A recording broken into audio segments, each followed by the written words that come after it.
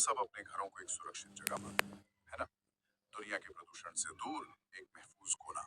बिल्कुल। लेकिन क्या हो अगर मैं कहूँ कि असली खतरा वो घर के अंदर ही छिपा है? ये सुनने में थोड़ा अजीब लगता है, पर जो जानकारी हमारे पास है वो इसी तरफ इशारा करती है। हम अक्सर बाहर की हवा, मतलब गाड़ियों के धुएं और स्मॉग की चिंता करते हैं, पर कई बार हमारे घरों के अंदर की हवा बाहर से 2 से 5 गुना ज्यादा प्रदूषित हो सकती है। 2 से 5 गुना। हाँ। तो यही है आज की हमारी पड़ताल का मुद्दा। हमारे पास कुछ स्लाइड्स और एक बहुत ही दिलचस्प रेखा चित्र है जो हमारे घर का एक नक्शा सा खींचता है। पर ये नक्शा दीवारों का नहीं बल्कि अदृश्य प्रदूषकों का है। हम्म। तो आज का मिशन ये समझना है कि हर घर का अपना एक अनोखा प्रदूषण फिंगरप्रिंट कैसे बनता है। ये अदृश्य दुश्मन कौन है और ये आते कहाँ से हैं? बिल्कुल। चलिए घर के अंदर की इस हवा की परतें हटाना शुरू करते हैं। ठीक है, तो चलिए इससे खोलते हैं। शुरुआत एक ऐसे दुश्मन से करते हैं जो जो पूरी तरह से अदृश्य और खामोश है। एक गैस जिसका नाम है रेडॉन। नाम थोड़ा साइंस फिक्शन जैसा है। हाँ, सुनने में किसी फिल्म के विलेन जैसा लगता है। और इसका काम भी कुछ वैसा ही है।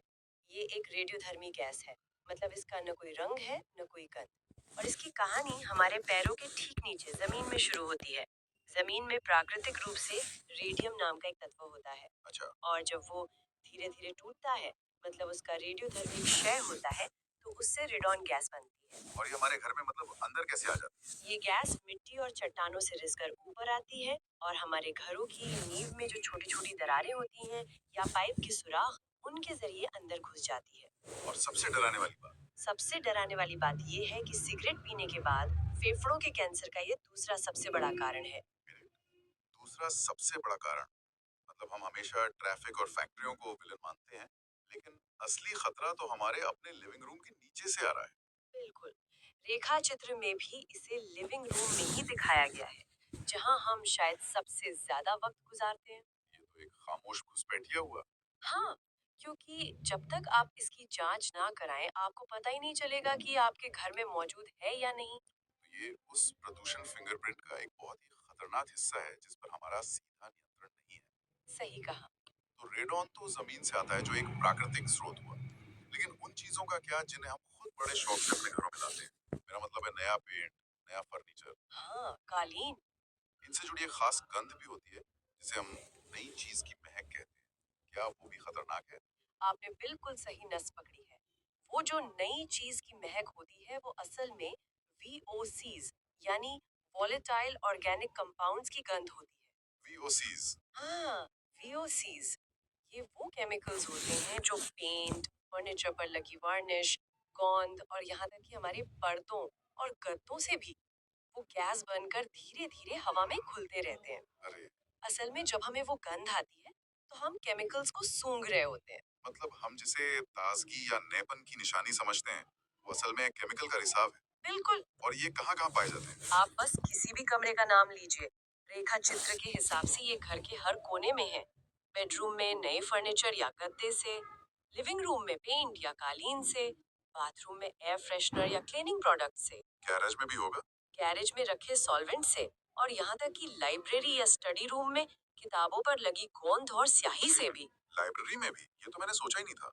लेकिन क्या ये वीओसीज वाकई इतने खतरनाक है? मतलब थोड़ी सी नए पेंट की गंध से क्या बिगड़ जाएगा? कुछ दिनों में तो चली जाती है।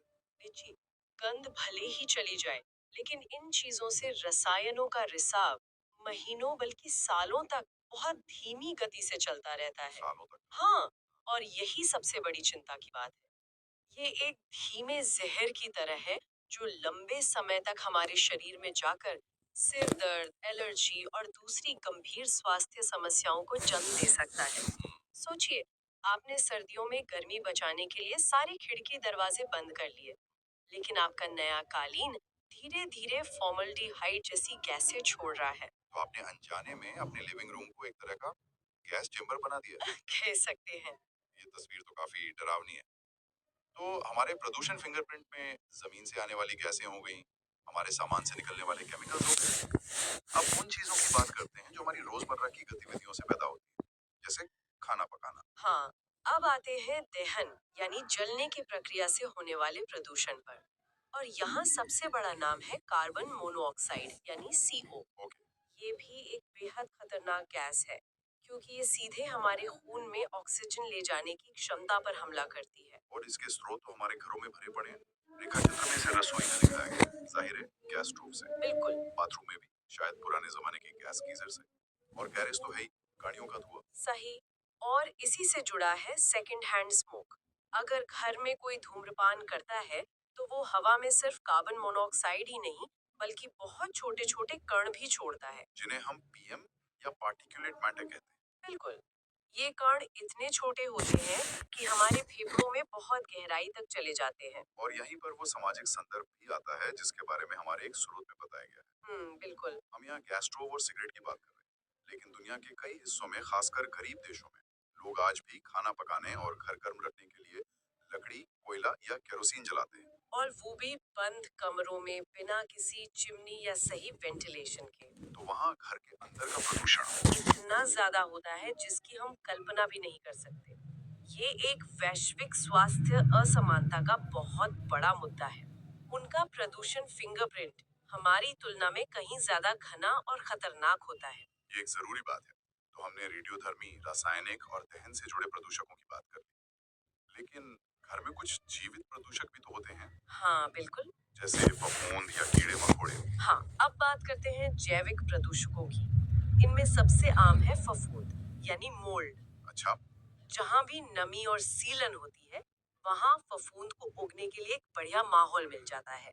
बाथरूम की दीवारों पर, सिंक के नीचे या कहीं भी जहाँ पानी का रिसाव हो। और जैसा कि रेखा चित्र में दिखाया गया है, बाथरूम फफूंद और नमी का हॉटस्पॉट है। हम्म लेकिन एक हैरान करने वाली बात है, लाइब्रेरी में भी फफूंद के बीजाणु यानी मोल्ड स्पोर्स का जिक्र है।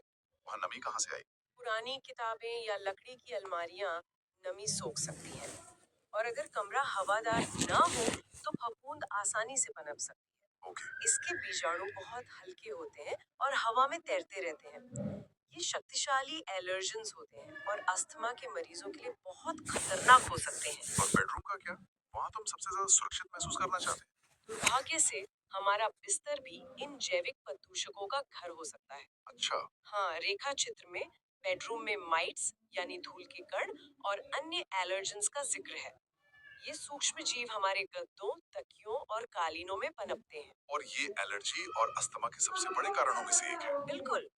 इसी तरह रसोई और बाथरूम में बैक्टीरिया पनप सकते हैं जो हमारे स्वास्थ्य के लिए हानिकारक हो सकते हैं। ये तो कमाल है। मतलब हर कमरे की अपनी एक अलग ही कहानी है, अपना एक अलग प्रदूषण फिंगरप्रिंट है। सही। गैराज तो जैसे प्रदूषण का पावर हाउस ही है। वीओसी, सीओ, गाड़ियों का धुआं, भारी धातुएं, एस्बेस्टस, एक पूरी केमिकल फैक्ट्री। इसीलिए कहा जाता है कि गैराज का दरवाजा हमेशा घर के बाकी हिस्सों से अच्छी तरह बंद होना चाहिए। हर कमरे का फिंगरप्रिंट इस बात पर निर्भर करता है कि हम उस कमरे का इस्तेमाल कैसे करते हैं और उसमें क्या क्या सामान रखते हैं। इसी बातचीत में ओजोन का भी जिक्र आया था।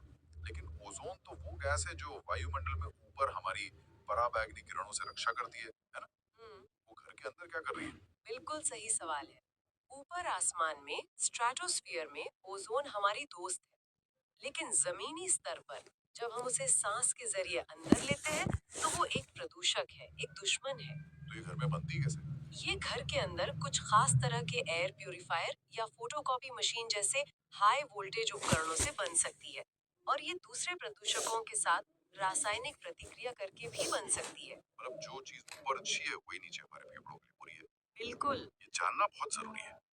तो अगर हम इस पूरी चर्चा को समेटें तो क्या तस्वीर उभरती है? तस्वीर ये है कि हमारा घर एक बंद डिब्बे की तरह है और इस डिब्बे में हर तरफ से प्रदूषक आके जमा हो रहे हैं। कुछ जमीन के नीचे से जैसे रेडॉन, कुछ हमारे खरीदे हुए सामान से जैसे वीओसीज, हमारे फर्नीचर से। हाँ, कुछ हमारी अपनी गतिविधियों से जैसे सीओ और पीएम, और कुछ नमी और धूल में पलने वाले जीवों से जैसे फफूंद और माइट्स। और इन सब के मिश्रण से ही हर घर का एक अनूठा प्रदूषण फिंगरप्रिंट तैयार होता है। बिल्कुल। ये प्रदूषण फिंगरप्रिंट वाला विचार सच में बहुत शक्तिशाली है। ये हमें बताता है कि हर घर की समस्या और उसका समाधान अलग हो सकता है। तो इसी सोच के साथ हम अपने श्रोताओं के लिए एक सवाल छोड़ते हैं। बिल्कुल।